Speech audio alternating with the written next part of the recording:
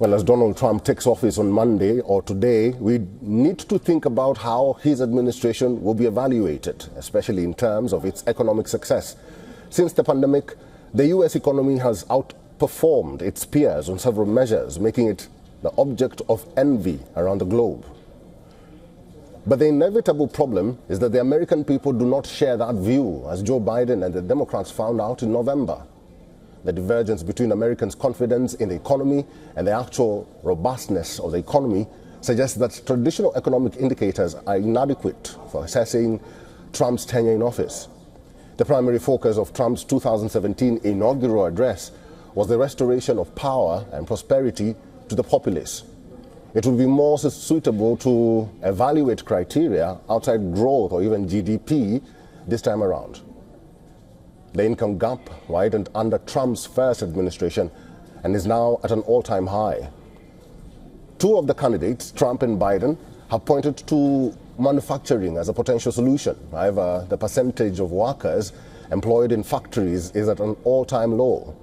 The disparity in opportunity extends far beyond economics, wealth, and even employment. Voters' concerns about the economy in the last election went beyond rising food costs and unchecked inflation in the wake of the outbreak. The American dream appeared out of reach for many Americans even before the pandemic.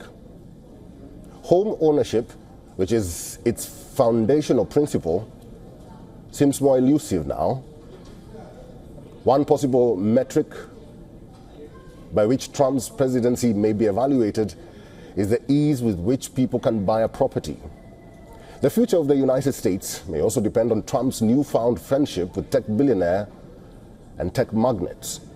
The possible outcomes could be the focus on artificial intelligence, cryptocurrency, and a tech bro worldwide. Now, the possible results are drastically different, although this is difficult to quantify. While crypto at least increases Americans' wealth, AI increases their productivity and happiness.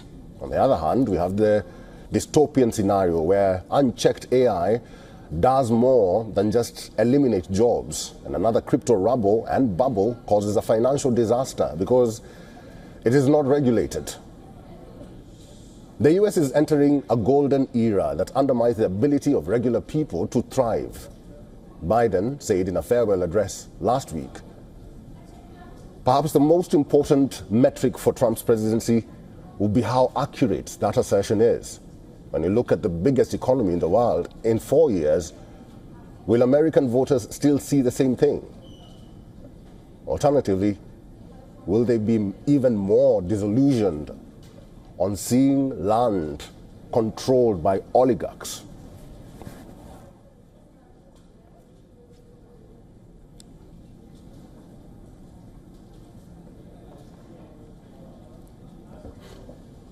All right, let's link into our correspondent, VOA correspondent Jessica Stone. She's live from Washington, D.C. Jessica Stone, good to see you. How is the mood in Washington, D.C. at the moment?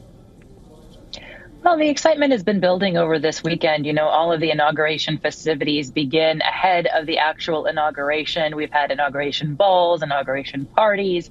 The restaurants are open and doing a good business, and they're also welcoming the overflow crowds of those people who are not able to fit into the Capital One arena for the inauguration viewing itself. So there is a festive mood among supporters. Certainly, of course, those who did not support this outcome in the election, many of them have left town. Others are just more quiet and not celebrating. And this is something that happens effectively every 4 years, although in this current age of very divisive American politics, it's certainly more pronounced. Mm-hmm. Jessica, the weather was predicted to play spoil sport. How is the weather today? Cold, blustery, and icy. We had rain turn to ice overnight, followed by snow. Followed by slippery roads and slippery sidewalks. As I was coming into the VOA headquarters this morning, I nearly wiped out on the sidewalk. So it's definitely treacherous out there. And as the sun is coming up over Washington, D.C. right now, as I speak, This is a cold and clear day. It is not expected to be overcast, but the cold conditions are going to drive people inside and drive the president inside for his inauguration and swearing in. And talking about the procedure of the inauguration, we had reports that it will be moved indoors. Is that a possibility? It is definitely a possibility. It is no longer just a possibility. It is a fact. They are inside in just about an hour's time from now in a church service across the street, across the park from the White House. And then they will, the Trumps will be spending some time with the Bidens at the White House, having tea, and then departing together for the U.S. Capitol, where the inauguration and swearing in will take place inside the Capitol Rotunda, which is the same location where President Carter lay in state ahead of his national funeral just a week ago. And this is where both the vice president and the president will take the oath of office, with the administration of those oaths of office being made by the Supreme Court Chief Justice, John Roberts, for President Trump, and the Associate Justice, Brett Kavanaugh, for J.D. Vance, the vice president. They will do some, be able to have some people inside the rotunda, but it's just a group of VIPs and dignitaries, special guests of the crew. Maybe 50 or 60 or so could fit into the rotunda, maybe a little bit more, but certainly not the numbers of people who were able to get tickets to the inauguration. That number, Eric, is 250,000, so 250,000 people, it's estimated, got those tickets for the outdoor viewing of the ceremony. They now have to go inside and find a place. If they can't find a place in one of those 20,000 seats inside the Capital One Arena over there in Chinatown, they're going to have to find a place in a hotel or restaurant to view the inauguration proceedings.